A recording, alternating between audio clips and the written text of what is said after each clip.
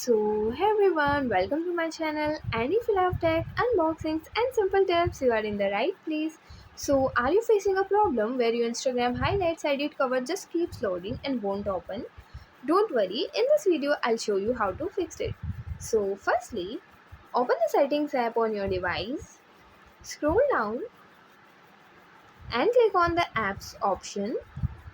Now, click on Instagram. Now, click on storage and cache. Now, tap on clear cache. And after this, go back to the home page. Now open the Play Store app. Now at the bottom, tap on the search icon and search for Instagram and update it if not. And yeah, and if you still face the problem, then open the Instagram app. Now at the top right corner, tap on the three horizontal lines.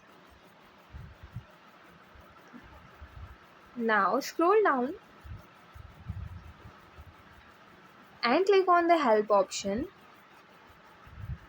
Now click on report a problem. Tap on report problem.